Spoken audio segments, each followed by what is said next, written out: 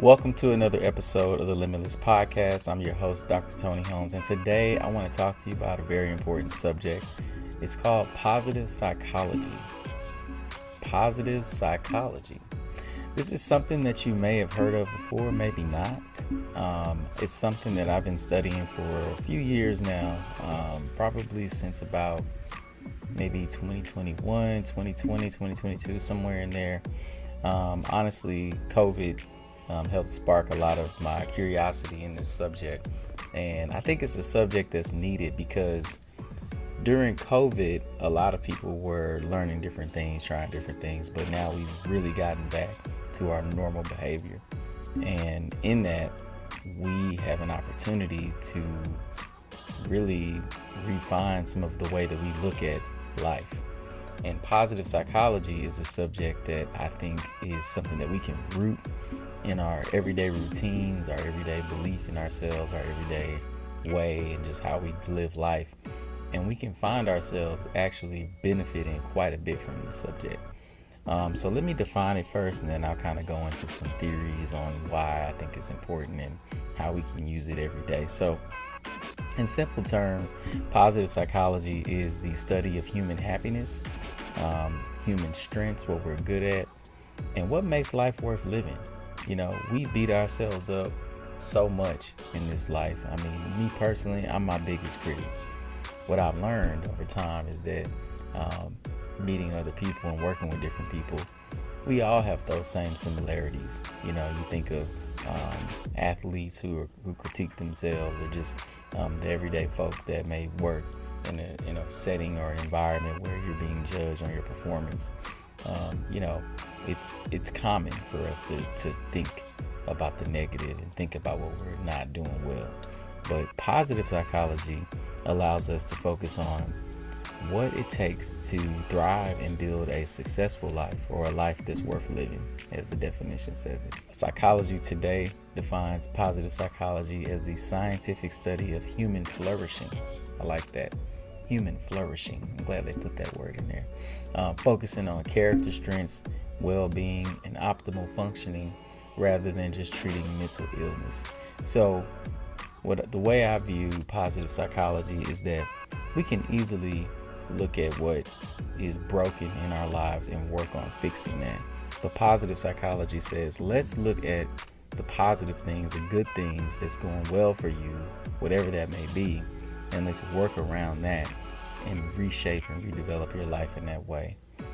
For me personally, I just think that positive psychology is a simple way to look at it from two different angles. So there's a book called Growth Mindset by Dr. Carol Dweck, and I think that book really breaks it down for me pretty simply, because I've met people who have the opposite of growth mindset, which is actually defined as fixed mindset. So when someone has a fixed mindset, they believe they know everything they're going to know and nothing's going to change. And there's a lot of people like that. Growth mindset says, no, I'm going to always focus on growing. Even when I take an L or I take a loss, there's opportunity for me to learn in that loss and become better and more skilled and more equipped. And so I hope that subject is something that sparks your curiosity and you go on your own rabbit hole and find out more about positive psychology. I live my life by positive psychology. I implore those around me to live their life by positive psychology, meaning that we don't ignore what's broken. We don't ignore the bad. We work on it. Trust me. We also get out of that kind of quickly in a way where we can just get better holistically. Another thing that I would mention about positive psychology is that it's extremely important for us to develop the good things in ourselves and know what they are. You know, a lot of positive psychology focuses on character development, like it mentioned, defining what your strengths are, what's good, what's going well for you. And for me, I noticed that in my coaching practice, I use a lot of positive psychology with my clients so that people can see things at a different angle. As I mentioned, in our jobs and in corporate offices, they're going to tell you all the things you need to work on. But as a coach, I focus on the things that are going well, plus the things you need to work on. But maybe 75% of our focus is on the positive, right? And then 25%, of course, is on like what we need to work on, right? Like what's got you here in my office.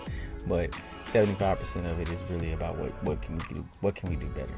Let me say that again. 75% of it is about what we can do better. I would also say that positive psychology is another great subject for children.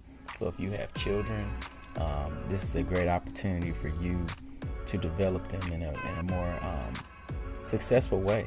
You know, studies show that kids and parents that root themselves in positive affirmations and positive psychology, the kids have higher confidence, and higher confidence leads to better test scores.